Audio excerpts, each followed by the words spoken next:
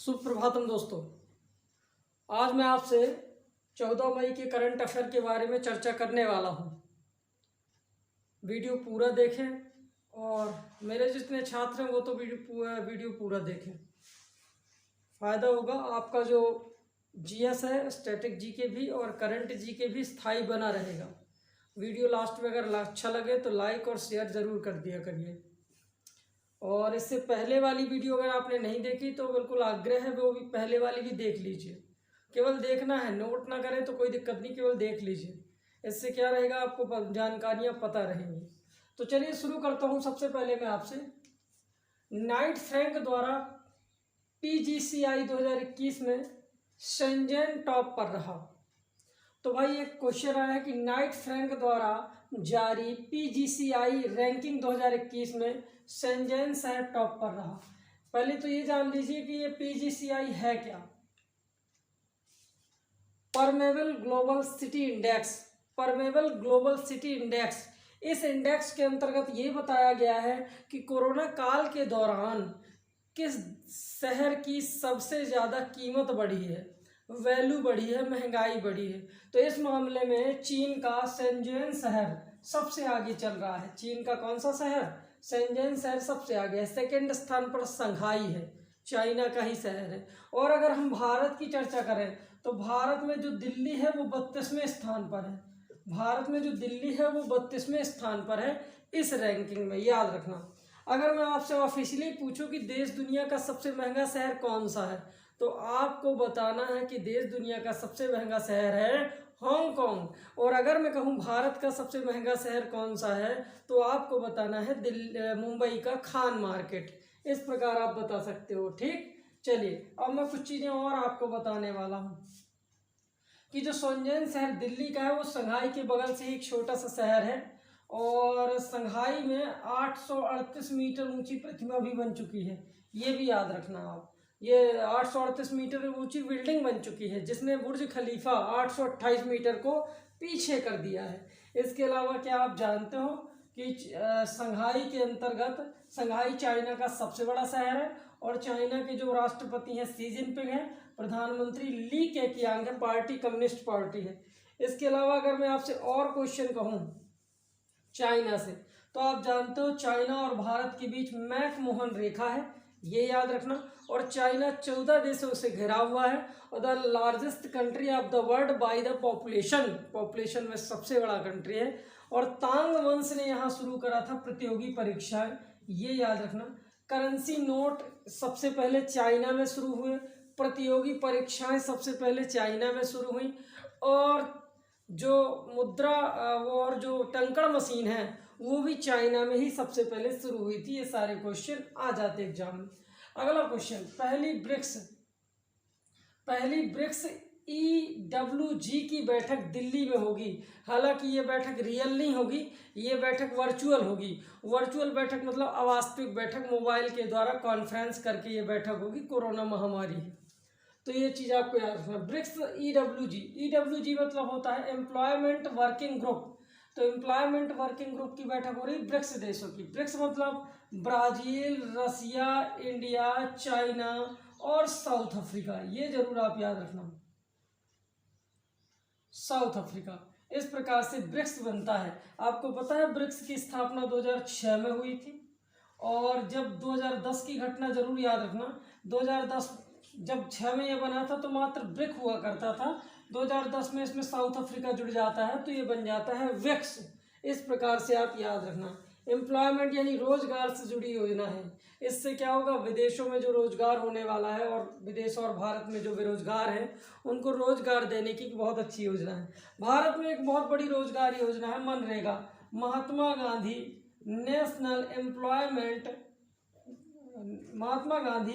National rural employment guarantee act, जिसे आप कहते हो मनरेगा। 2006 में इसकी स्थापना हुई थी नरेगा के रूप में और 2 अक्टूबर 2009 को ये बन गई थी मनरेगा। आंध्र प्रदेश के बंदावली गांव से शुरू हुई थी और बेल्जियम के अर्थशास्त्री जिया ड्रेज ने इसको शुरू करा था। तो इस प्रकार से आपको ये याद रखना है। अगला क्वेश्चन देखते हैं। मध्य प्रदेश ने अनाथ बच्चों के लिए 5,000 प्रति माह देने की घोषणा की।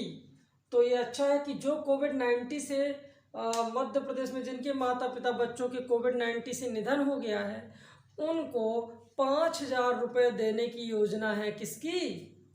मध्य प्रदेश सरकार की। बड़ी ही सराहनीय योजना है, तारीफ होगी इस योजना की। 5,000 रुपये उनको प्रतिमाह मिलेगा। इससे उनका जीवन यापन, पढ़ाई, भोजन खर्च चलता रहेगा। ये होने वाला है इसमें। तो चलिए, मध्य प्रदेश सरकार ने ऐसा करा है तो मैं आपको मध्य प्रदेश सरकार के बारे में बताता हूँ। क्या आपको पता है जीवन शक्ति योजना मध्य प्रदेश ने शुरू करी? इसके अलावा जीवन अमृत योजना मध्य प्रदेश ने शुरू करी। क्या आपको पता है कि मध्य प्रदेश में कुशल श्रमिक योजना भी शुरू हुई थी? क्या आपको पता है कि मध्य प्रदेश में उमरिया पुलिस ने संकल्प योजना शुरू करी थी बुजुर्गों की मदद करने के लिए। बैतूल ने आसपास पोर्टल शुरू करा था अपनी पुलिस को टेंशन से बचाने के लिए। और क्या आपको पता है कि हमारी छतरपुरा पुलिस ने एक संकल्प बुजुर्गों के नाम शुरू करा था? यह भी याद रखना। क्या आपको पता है कि मध्य प्रदेश ने ही रोको टोको अभियान भी शुरू करा है मास्क न लगाने वालों के लिए? और थैंक्स मॉम पर्यावरण कार्यक्रम भी मध्य प्रदेश ने शुरू करा है। किल कोरोना अभियान, ये जरूर याद रखना, मध्य प्रदेश की योजना है। और मध्य प्रदेश में शिवराज सिंह चौहान मुख्यमंत्री हैं, राज्यपाल आनंदीबेन पटेल हैं। और नहीं, राज्यपाल अभी शायद नहीं, राज्यपाल अभी नए बन गए हैं। और उन मध्य प्रदेश के राज्यपाल का संभवतः नाम है मोहम्मद रफीक, ऐसा देख लेना, ठीक। इसके अलावा मैं आपको बताने वाला हूँ कि मध्य प्रदेश में 30, 82, 52 क्षेत्रफल है। 7,26,800 जनसंख्या, 7,26,26,800 जनसंख्या। 313 विकास खंड है, ये जरूर याद रखना मध्य प्रदेश के अंदर। 55,000 गाँव है, 52,000 आबाद गाँव है। अच्छा, मध्य प्रदेश के किस गांव, एक सवाल है कठिन सा है, ऐसे ही दिमाग में आया तो मैं पूछ ले।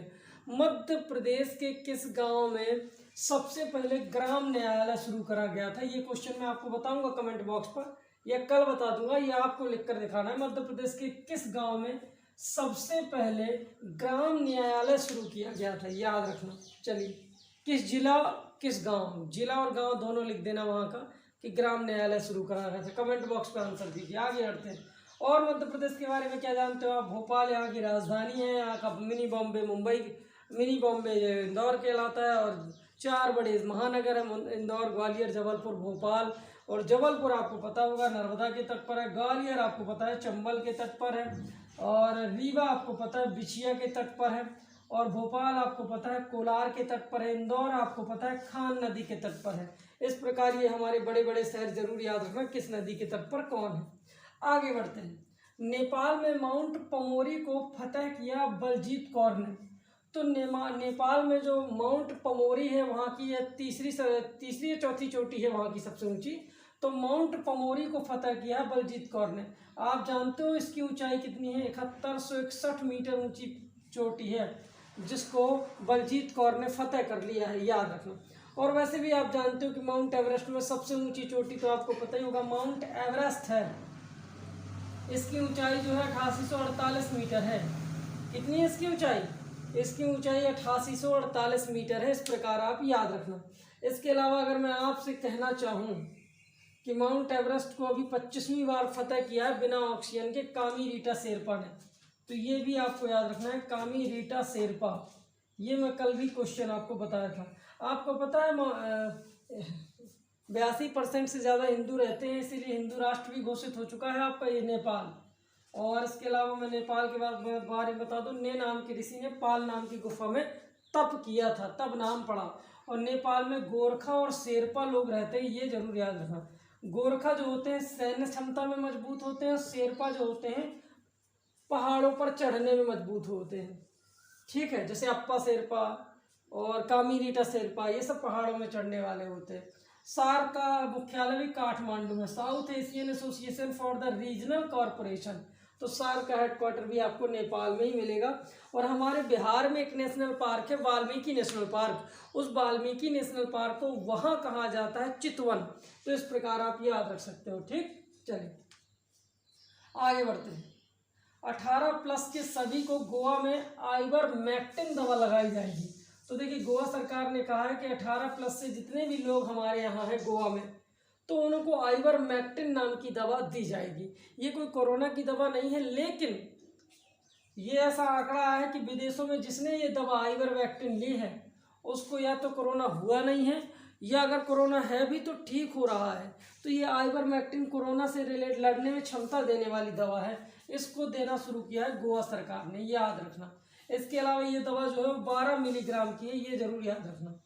चलिए, यशस्विनी योजना भी कहाँ शुरू हुई थी? गोवा में शुरू हुई थी, अभी शायद आपको याद हो। और हर घर नल योजना, सबसे पहले नल से पानी देने की योजना भी गोवा ने शुरू करी थी, और दूसरा तेलंगाना ने शुरू करी थी। ये तीसरा अंडमान निकोबार द्वीप समूह ने शुरू की थी। तो ये गोवा जरूर याद रखना। गोवा के बाद क्या आपको पता है गोवा में जीआई टैग का हेडक्वार्टर है, ज्योग्राफिकल इंटीग्रेशन टैग, और जीआई टैग गोवा में मिला है मोयरा बनाना, हारमल मिर्ची और खोला मिर्ची, इनको जीआई टैग भी मिला है। 3 वर्ष के लिए जीआई टैग मिलता है, जिसका हेडक्वार्टर गोवा में मिलेगा। राजधानी पणजी है, मांडोवी नदी के तट पर है, और एस्चुरी बनाने वाली नदी है मांडोवी।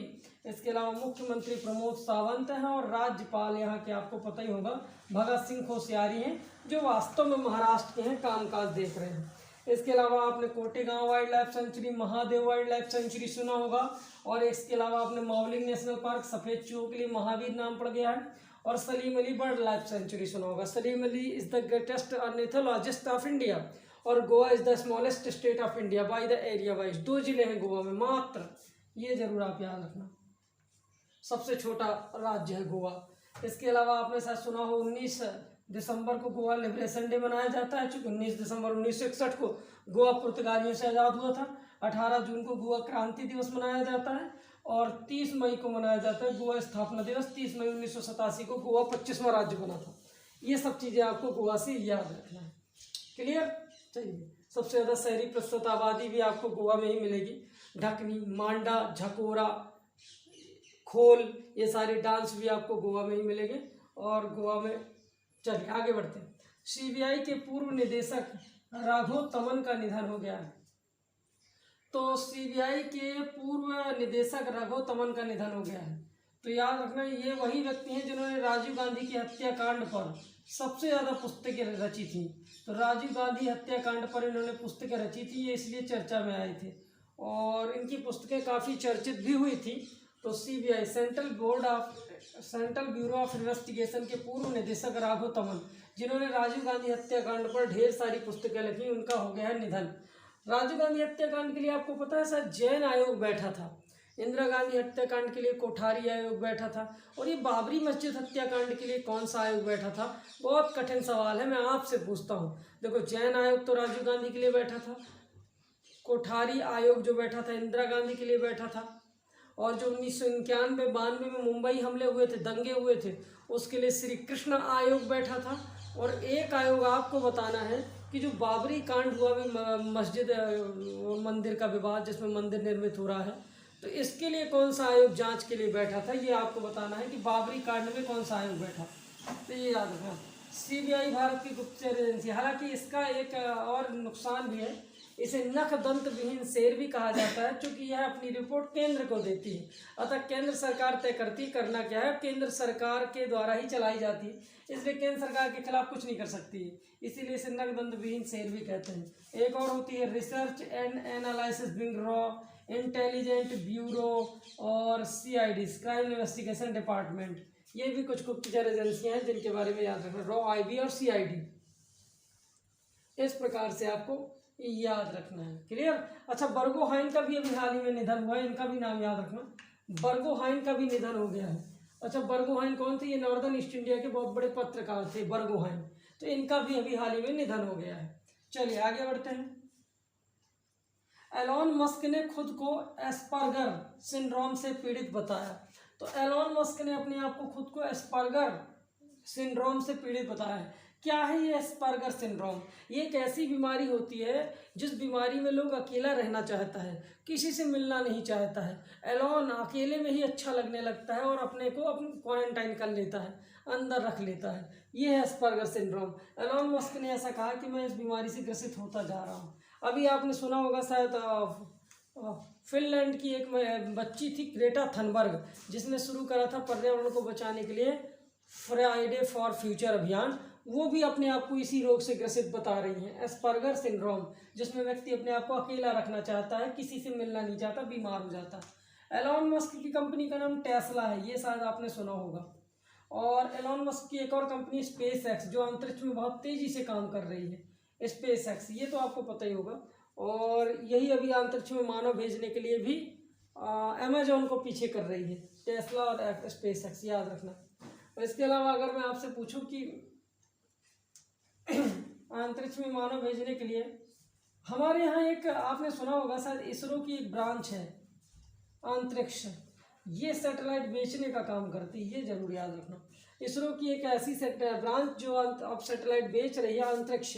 अच्छा, इसरो ने 104 सैटेलाइट भेजकर एक साथ रिकॉर्ड बनाया था, लेकिन अभी शायद आपको पता होगा फाल्कन 9 ने भी 143 सैटेलाइट एक साथ भेजकर रिकॉर्ड बना दिया है। और स्पेस एक्स की ही कंपनी है फाल्कन 9, ये रॉकेट है स्पेस एक्स का, एलॉन मस्क की, जिसने 143 सैटेलाइट एक साथ लॉन्च करके हमारे इसरो 104 का रिकॉर्ड तोड़ दिया है, ये भी याद रख सकते हो। अब आगे बढ़ते हैं। बिना आईडी प्रूफ के टीके लगाने की घोषणा उड़ीसा सरकार ने करी, आदेश दिया। तो मैं आपको बता दूं, बिना आईडी प्रूफ के टीके, देखिए आपको अभी टीके लगने वाले हैं, लग भी रहे हैं, 5-6 तारीख से लगना था, जिसमें आपका आईडी प्रूफ पर स्कैन होता है और आपकी आईडी से ही आपको बुलाया जाता है। तो टीके लगने की योजना शुरू हो गई है। अब उड़ीसा सरकार ने कहा कि हमारे यहाँ कोई भी आएगा टीका लगवाने, उसका आईडी प्रूफ चेक नहीं होगा, नहीं रजिस्ट्रेशन होगा। तो ये उड़ीसा सरकार ने कहा है। वहाँ के मुख्यमंत्री नवीन पटनायक है, राज्यपाल वहाँ के अभी नए बने हैं जेएस मुरलीधरन, याद रखना, उड़ीसा के। और उसी ने बिना आईडी प्रूफ चेक किए टीका लगाने की घोषणा शुरू कर दी है उड़ीसा ने। आपको पता है ऑपरेशन एफ भी शुरू करा था उड़ीसा ने। और स्वच्छ बिंदु सागर योजना, वहाँ की झील है जिसको साफ करने के लिए शुरू करा गया था। इसके अलावा आपने सुना होगा शायद, गरिमा योजना में और अमृत योजना में टॉप पर चल रहा है कौन? उड़ीसा सरकार। खुशी योजना भी पिछले साल शुरू करी थी, सस्ते सैनिटरी नैपकिन उपलब्ध कराने के लिए। इसके अलावा शायद आपको पता हो, कल उड़ीसा ने ही आवारा पशुओं के लिए 6 लाख रुपए दिए थे, आवारा पशुओं को भोजन की व्यवस्था करने के लिए। और उड़ीसा ने, अभी आपको शायद पता होगा, फिल्म विकास समिति का निर्माण भी किया फिल्म बनाने के लिए, उड़ीसा की फिल्मों को प्रमोट करने के लिए। जनजाति एटलस भी लॉन्च किया था और जनजाति हॉस्टल के लिए ISO सर्टिफिकेट भी प्राप्त हुआ था। Mahanadi, the largest river of Orissa and longest dam of Orissa in the situated of Sharavati Mahanadi river that called is Hirakud dam. तो याद रखना, हीराकुंड डैम भी आपको यहीं पर मिलेगा, सबसे लंबा बांध भारत का, उड़ीसा में हीराकुंड डैम मिलेगा, याद रखना। मुख्यमंत्री बता ही दिए हूँ, और राज्यपाल भी आप देख लेना। और इसके अलावा उड़ीसा के मुख्यमंत्री जो हैं नवीन पटनायक हैं, उड़ीसा के राज्यपाल गणेशी लाल हैं। हाई कोर्ट के नए जज बने हैं, याद रखना, हाई कोर्ट के नए जो जज बने हैं उनका नाम है जेएस मुरलीधर। इस प्रकार से आपको याद रखना, जेएस मुरलीधर। क्लियर? चलिए, तो इसके अलावा उड़ीसा में आपको पता होगा, Chilika lake is the largest marine water lake of India, the situated of Balasore district, Orissa. और Chilika lake is the second largest lake of the world, ये भी याद रखना, विश्व की दूसरी और भारत की सबसे बड़ी झील है चिल्का झील। आपको पता है चिल्का लेक के बारे में? चिल्का लेक में आपको पता होगा व्हीलर टापू है, जहाँ से सारी मिसाइलों का परीक्षण होता है। वैसे उसका नाम बदलकर APJ अब्दुल कलाम टापू कर दिया गया है। और बालासोर जिले में है चिल्का झील, बालासोर में ही प्रताप सारंगी सांसद है, सबसे कम कमाई वाले सांसद है। अगला क्वेश्चन देखते हैं। गूगल पर यूजर्स ने भारत व सिंगापुर, अच्छा गूगल पे जो अभी आपने देखा होगा, मनी ट्रांसफर के लिए, डिजिटल ऑनलाइन ट्रांजैक्शन के लिए आप गूगल पे यूज करते हो। गूगल पे के यूजर्स अमेरिका से भारत व सिंगापुर मनी ट्रांसफर कर सकते हैं, और इसके लिए गूगल ने 22 कंपनी के साथ समझौता भी कर लिया है। इसके लिए गूगल ने 22 कंपनी के साथ समझौता भी किया है। अब अमेरिका में बैठे बैठे भारत और सिंगापुर में पैसे भेजे जा सकते हैं गूगल पे के द्वारा। तो ऐसा हुआ है, याद रखना। तो गूगल पे आप जानते हो, इसी प्रकार भारत पे है जिसके ब्रांड एम्बेसडर सलमान खान है, और इसी प्रकार फोन पे भी है, इसके ब्रांड एम्बेसडर आमिर खान है, याद रखना। ये सब ऑनलाइन डिजिटल ट्रांजैक्शन करने वाले प्लेटफॉर्म है, याद रखना। भारत की राजधानी दिल्ली है, उससे पहले कलकत्ता हुआ करती थी। सिंगापुर की राजधानी सिंगापुर सिटी है, और सिंगापुर की जो आज राष्ट्रपति हैं अल्पसंख्यक समुदाय की हैं हालिमा याकूब। और सिंगापुर में मुद्रा जो चलती है सिंगापुरी डॉलर चलती है। चांगी एयरपोर्ट चर्चित आया था, सबसे सुरक्षित एयरपोर्ट के नाम से जाना जाता है। सिंगापुर स्मार्ट सिटी बना रहा है अमरावती को। अमरावती आपको पता होगा आंध्र प्रदेश की राजधानी Amravati is the first smart city of India and the greatest smart city of India, the best smart city of India Surat and the 100 smart city of India Shillong. याद रखना। तो पहली स्मार्ट सिटी अमरावती, सबसे अच्छी स्मार्ट सिटी सूरत और सबसे 100वीं smart city Shillong है। ये जरूर आप याद रखना, स्मार्ट सिटी से जुड़े क्वेश्चन। क्लियर। तो इस प्रकार से आपका ऑनलाइन डिजिटल ट्रांजैक्शन हो सकता है। ठीक। अमेरिका की राजधानी वॉशिंगटन डीसी है और नए राष्ट्रपति बने हैं जिनका नाम है जो बाइडेन, पार्टी का नाम है डेमोक्रेटो पार्टी। क्रिकेट बीजे बॉटलिंग ने संन्यास ले लिया। अब तो भाई क्रिकेट बीजे बॉटलिंग ने संन्यास ले लिया। अभी इंग्लैंड दौरे के दौरान, इंग्लैंड दौरे से लौट कर आए क्रिकेट बीजिंग ने सारे अंतर्राष्ट्रीय मैचों से संन्यास की घोषणा कर दी। वास्तव में ये न्यूजीलैंड के खिलाड़ी हैं क्रिकेट बीजे बॉटलिंग, और अंतर्राष्ट्रीय क्रिकेट से पूरी तरह संन्यास ले लिया इंग्लैंड दौरे के बाद। तो न्यूजीलैंड के थे, तो न्यूजीलैंड के अभी एक और व्यक्ति थे जिनका नाम था ग्रेग वार्कले। क्या आपको पता है ये आईसीसी के अध्यक्ष बने हैं, International Cricket Council. Greg Barclay ICC के अध्यक्ष बने, ये चीज़ आपको पता होगा। न्यूजीलैंड की राजधानी वेलिंगटन है, शायद आपको पता होगा। आपको पता 2 न्यूजीलैंड, उत्तरी न्यूजीलैंड और दक्षिणी न्यूजीलैंड, और बीच में अलग करने वाली होती है कुक जल संधि। कुक माउंटेन भी आपको न्यूजीलैंड में मिलेगा। आपको पता है न्यूजीलैंड के राष्ट्रपति जेसिंडा आर्डन है। महिलाओं को वोट डालने का सबसे पहले अधिकार भी न्यूजीलैंड ने ही दिया था। और न्यूजीलैंड का राज्य पक्षी है कीवी। एबल तस्मान और कैप्टन कुक ने न्यूजीलैंड की खोज की थी। न्यूजीलैंड में रहने वाले लोगों को कहते हैं माओरी।